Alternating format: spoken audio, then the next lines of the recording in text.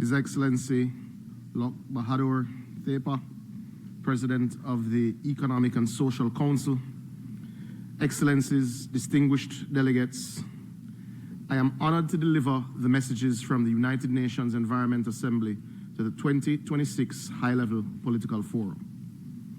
Progress across the SDGs under review is uneven. UNEA has acknowledged the threats posed to sustainable development by the global environmental challenges and crises, including climate change, biodiversity loss, and pollution, as well as desertification, land and soil degradation, drought and deforestation, and their impacts on human health and the environment, which are further aggravated by persistent levels of poverty, inequality, and food insecurity. These environmental challenges and the SDGs need to be addressed as an interconnected whole if we want to realize advancing, transformative, equitable, innovative, and coordinated actions for the 2030 Agenda and its sustainable development goals for a sustainable future for all. Today, approximately 2 billion people still lack access to safe drinking water, and roughly half of the world's population experiences severe water scarcity at least part of the year.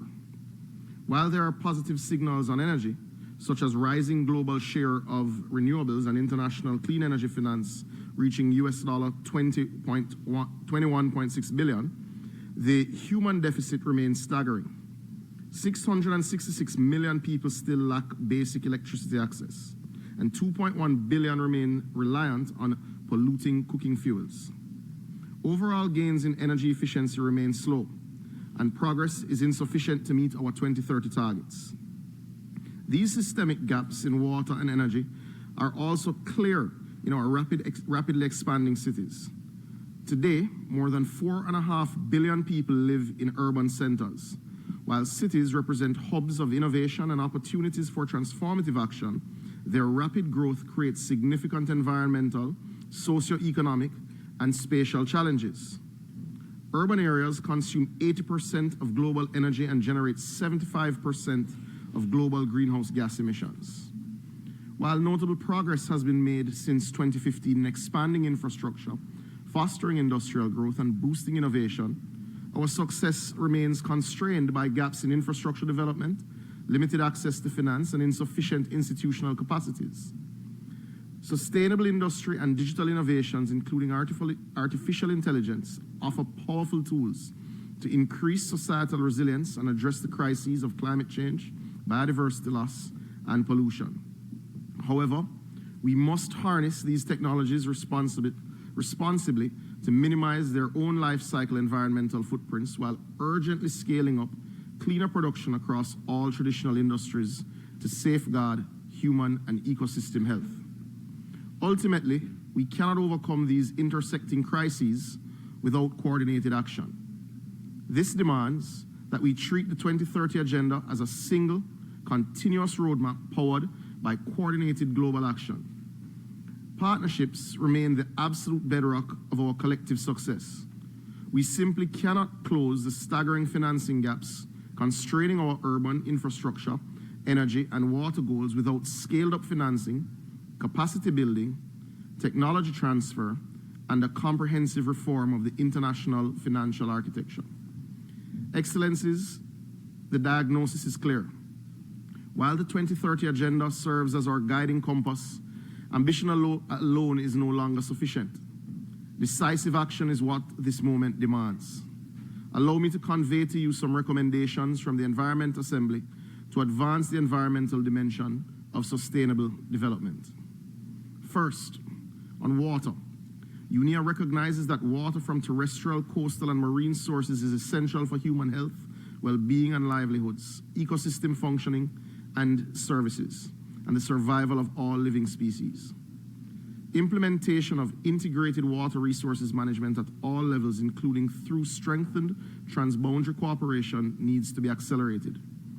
This requires sustainable management of aquatic ecosystems, increased investment in climate-resilient water and sanitation infrastructure and nature-based solutions, and urgent action to safeguard glaciers and the cryosphere.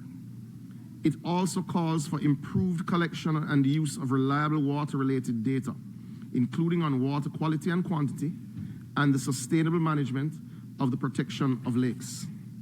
Second, to achieve an energy-secure future for all, we call for strengthened international cooperation among governments, international organizations, and the scientific community, civil society, and the private sector to advance sustainable and equitable energy solutions. This includes the widespread deployment of renewable, low-emission, and efficient energy technologies, enhanced cooperation on their deployment, transfer on mutually agreed terms and accessibility, as well as ensuring equitable access to clean energy. We also emphasize the importance of a just, sustainable energy transition and the environmentally sound management of critical minerals and metals in support of that transition.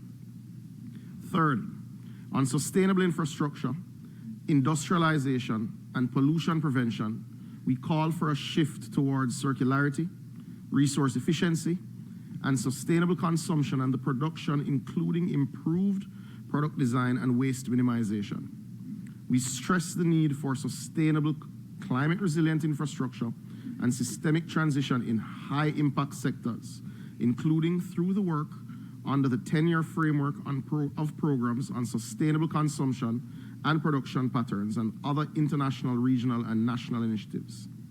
We also underline the importance of advancing the implementation of the global framework on chemicals and strengthening the science policy interface, including through the new Intergovernmental Science Policy Panel on Chemicals, Waste, and Pollution. We reaffirm our commitment to conclude an ambitious international legally binding instrument on plastic pollution and to promote cooperation on the sustainability of artificial intelligence.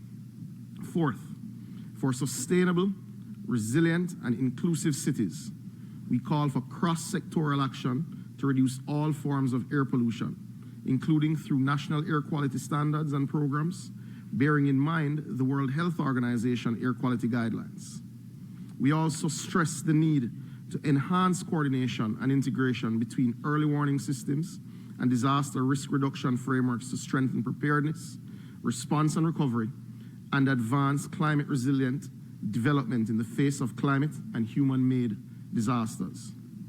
Finally, on SDG 17, we call for enhanced efforts to ensure adequate, predictable, and timely means of implementation, including financing, capacity building, and technology transfer on mutually agreed terms to enable developing countries to advance sustainable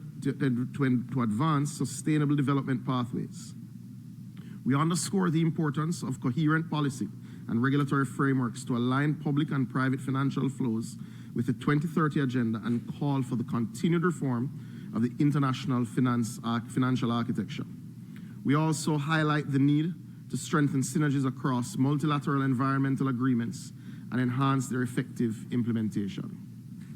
Excellencies, the outcomes of the United Nations Environment Assembly offer politically grounded pathways for accelerating the implementation of the SDGs. The resolutions and decisions adopted at UNEA carry a collective mandate, a mandate that must now be translated into concrete action at every level of governance. With only 4 years remaining to 2030, the environment cannot be treated as a peripheral concern.